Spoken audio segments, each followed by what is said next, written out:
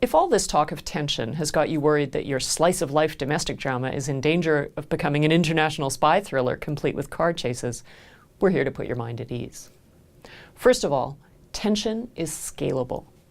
Tension in a difficult marriage, for example, is very different from tension during a bank robbery. What matters most is that emotional stakes are high for the characters involved. In a difficult marriage, one unwashed coffee cup can set off a major conflict, whereas for a world-weary bank robber, an array of alarms going off might just be business as usual. We often talk of emotional stakes as seeming like life or death, which just means that for those characters in that moment, what's at stake must be important.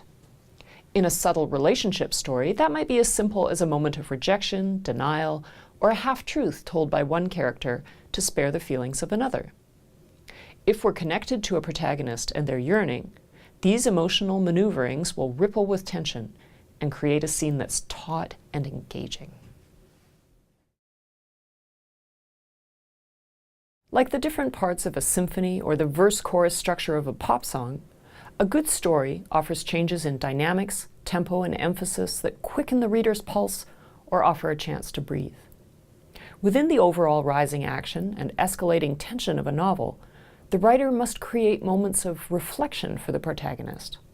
The protagonist faces antagonisms, makes choices, takes action, but also needs time to absorb, process, and synthesize what's happened in the story so far. In short, we need to see how the character is coping, or not coping. Perhaps they're avoiding, repressing, or rationalizing the conflict they're facing.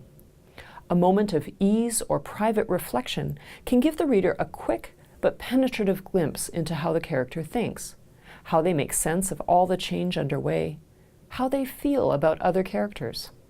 But be careful. When it comes to a character alone with their thoughts, you don't want to rely on a stream of interior monologue, the character explaining how they feel. Instead, you want to evoke a character's moment of reflection in a visceral, sensory way. Images, memories, physical sensation, action. You also want to create an arc to this thinking. The thinking should change the character, even in a small way. They gain new insights, face a truth, see things from a different perspective.